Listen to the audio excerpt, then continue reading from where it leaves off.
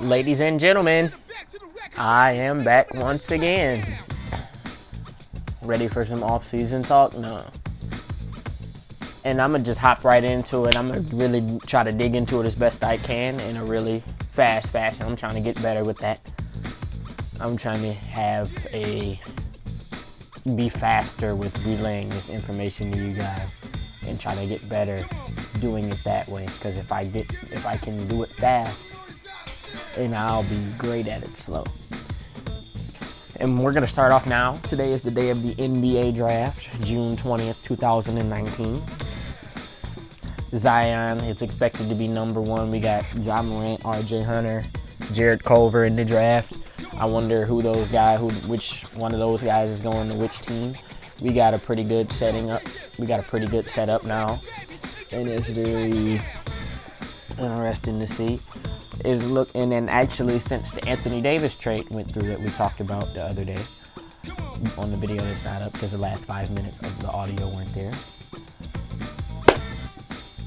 Anthony Davis got traded to the Lakers for Brandon Ingram, Josh Hart, Lonzo Ball, the 4th pick in the draft, and maybe a couple other picks. And we're looking towards a nice future for the Pelicans, as I said before. And we're looking pretty good in the near future for the Los Angeles Lakers. And it's going to be pretty solid going forward. And the draft being tonight, we're going to see a lot of trades, a lot of moves made. We've seen yesterday that Tony Snell was traded to the Pistons for John Lure and maybe a pick or two. I don't remember.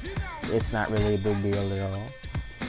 And Mike Conley was traded to the Utah Jazz, and the Jazz finally got their point guard so they could pair somebody up with Donovan Mitchell, Rudy Gobert, and Joe Ingles. I know Joe Ingles isn't as crazy big name as those guys, but Joe Ingles is a baller, man.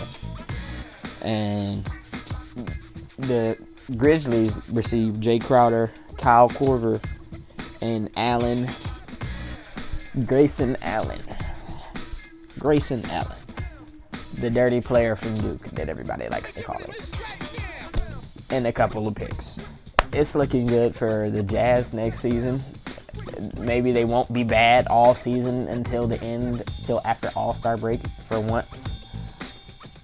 And maybe they could actually go somewhere and get a higher seed in the West. But we'll see.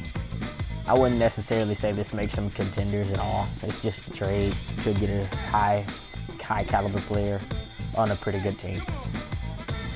And also, I mentioned the Chris Paul trade, the Chris Paul trade request the other day, which turned out to be false, according to Chris Paul. And the media took the Chris Paul, James Harden stuff and ran with it their hardest for some reason. And they still haven't backed down on it, even though Chris Paul posted in the comments of the post that said he did it, that it wasn't true. And we have people like Skip Bayless reporting Barry McCockiner posts. This is a guy that will joke around after the game and post, like when Rondo and Chris Paul fought.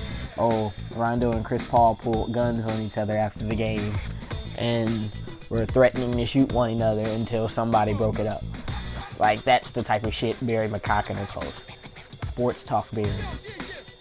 That's what he calls himself. But hey, this is the kind of reporting that's being done now on national television and the media.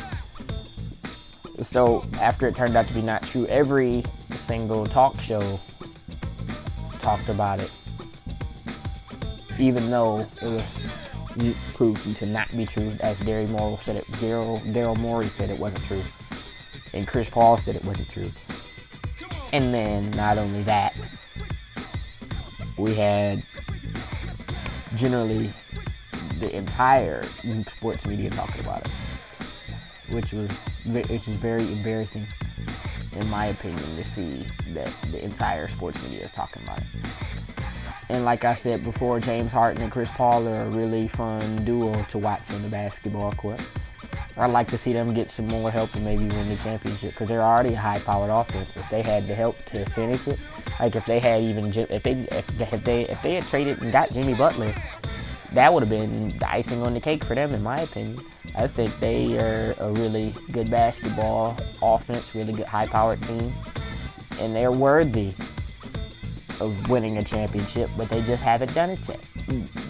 They fought and did all that and failed when they shouldn't have. But they're a championship caliber team. And I also mentioned before that in the future of this channel, I'm gonna do a season in review for all 30 NBA teams, and then give my opinion on where they should go forward from here. And I might have to wait a little bit for some of it, because the offseason is going to be big for a few teams. I have to make sure I can pinpoint the teams that are going to do the least to start out with. But I'm going to start with the Oklahoma City Thunder, because I've got an idea. I got an idea from somebody. And we're looking forward to a really nice offseason upcoming. And I will catch you guys on the flip side. And this is